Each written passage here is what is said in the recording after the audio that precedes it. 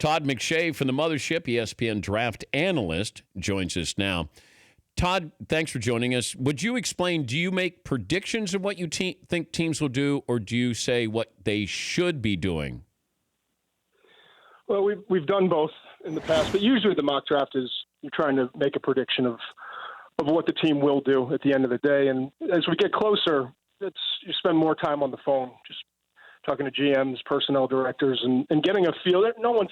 I never ask, and no one's going to tell you exactly who they're going to take. And outside of Cleveland at one, they don't know who they're going to be dealing with, what players are going to be available when they pick. So you try to get a range, try to kind of over conversations and time, figure out which players they kind of lean towards and try to put the pieces of the puzzle together. Okay, let's start with Cleveland with Sam Darnold. You think they will take Sam Darnold? Should they take Sam Darnold? I don't know. I keep hearing Allen, and here's the thing: I don't know why they would send out messages, or John Dorsey would kind of hint towards one player or not. Why it would matter? Because it's not like any team's moving up to take that pick; they're locked in. But he's notoriously tight-lipped about this stuff, and I think it should be Darnold.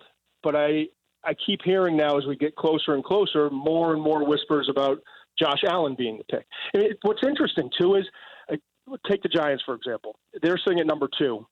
I'm told that the only way they would take a quarterback at number 2 is if Darnold was available. But Cleveland could pass on them, take Allen.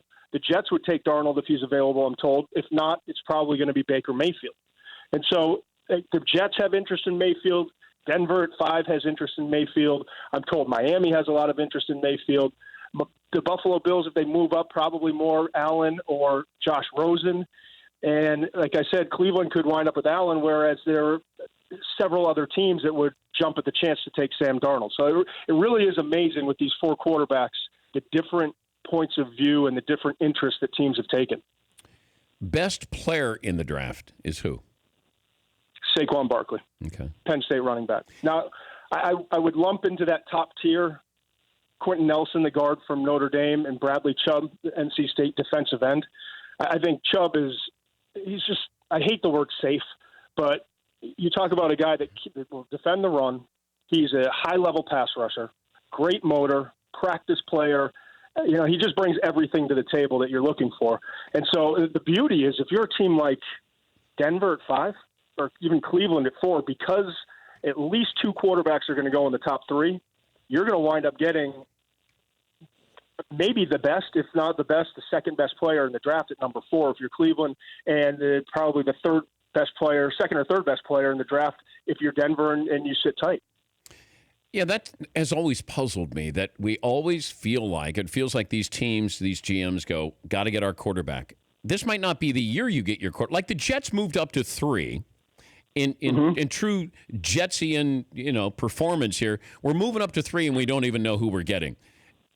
Why am I moving up to 3 if I don't know who I'm getting, instead of I want to go up to where I know who I'm getting?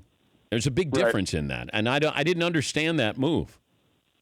I think, and I'm speculating off of information I have, the Giants were not willing to make a deal when the Jets were looking to make that deal.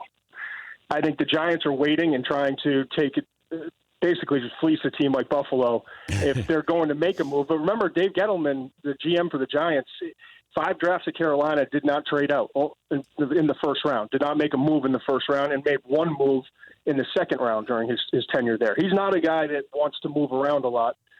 If history's the indicator. And I think he wants to get a Hall of Fame player at number 2, and that's why I think Barkley is probably the odds-on favorite right now. But for the Jets, if you're giving them some credit, I think you would have to say, they knew they had to get up there, and the Bills have been trying feverishly to get into the top 5 to get their quarterback. They were able to strike the deal to get to 3, and I'm told, that they like Mayfield and Rosen maybe, but those are the 2 that they were looking at and would be thrilled if it's Darnold, but if not, they're really excited about Baker Mayfield. So if that's the case, the odds that he's going to be there are really high. I mean, he's not going 1 and he's not going 2, so Mayfield falls to them at 3. The other thing is, again, if you're giving them a lot of credit, maybe they knew or had intel all along that the Giants were very likely to stay at number 2, so that they were going to get the number 2 quarterback in this draft, whether that was Darnold on their board or Baker Mayfield. Which player, regardless of position, scares you? Make you nervous? I would say you start to look at these cornerbacks. You know, I just like Jair Alexander, injured last year out of Louisville. He's going to wind up being a probably top 15, top 17 pick, and just doesn't have a ton of tape. Very good player. Mike Hughes has off the field incident in his past. Some other issues that you got to sort through. Ran a 4.52, a solid time, but not an elite time. But he's a really good player on tape. So there's a little bit more with the cornerbacks. Some of the cornerbacks to sift through, and then Marcus Davenport from UTSA. He's either going to be the next Ezekiel Ansah. He's raw, he's long, he's powerful. If you get Zeke Ansah, great.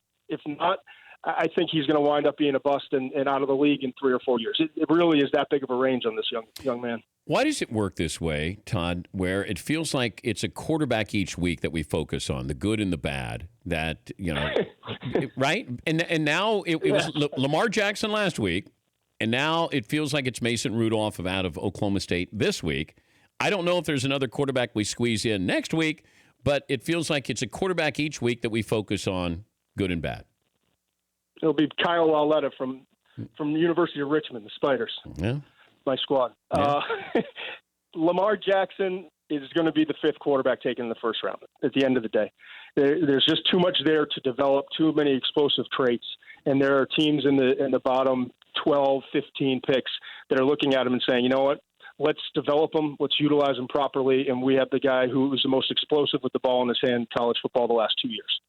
Mason Rudolph then is the next quarterback, in my opinion, and I think there's a pretty big drop-off.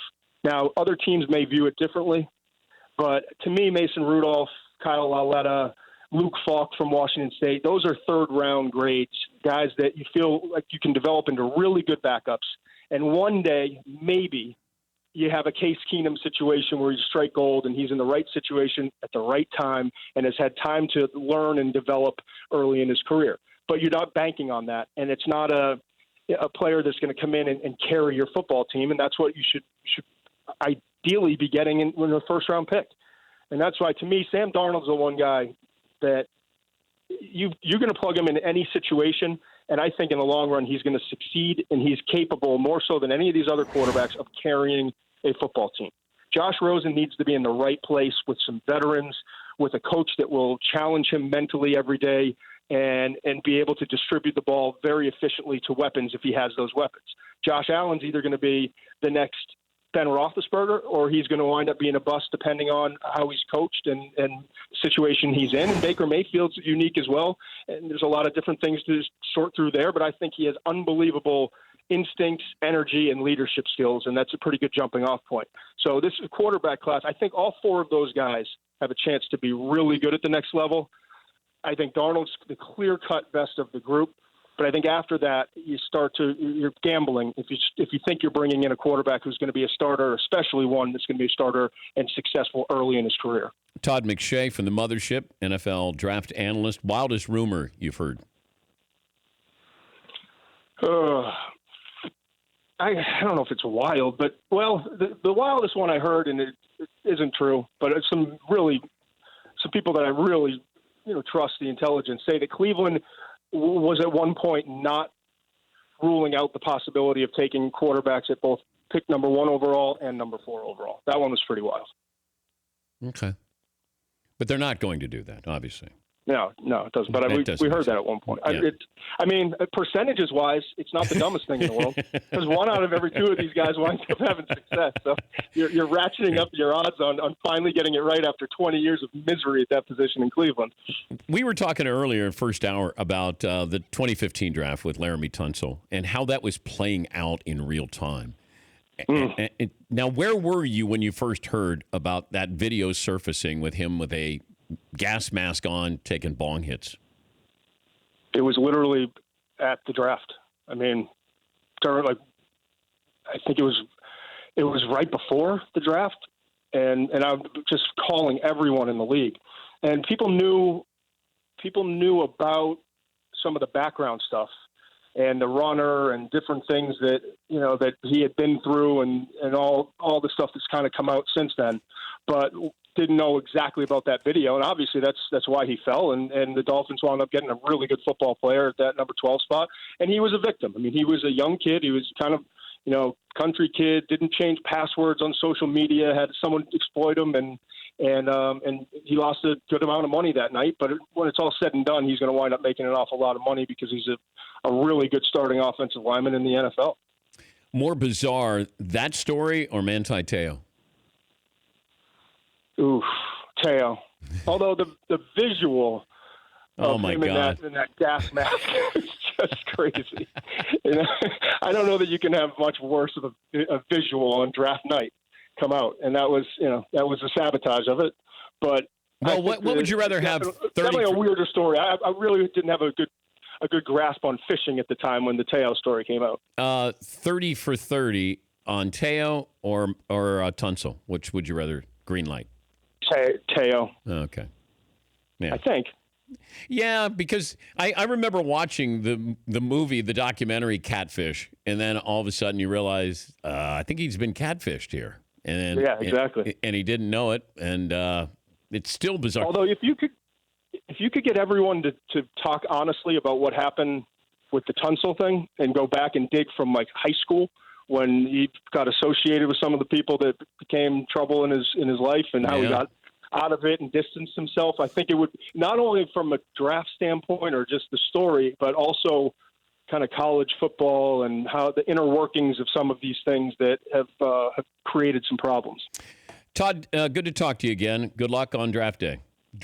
You too, Dan. I'll talk to you soon. All right, Todd McShay. Todd McShay. For more Dan Patrick Show, tune to Audience Channel 239 on DirecTV or download the Dan Patrick Show app.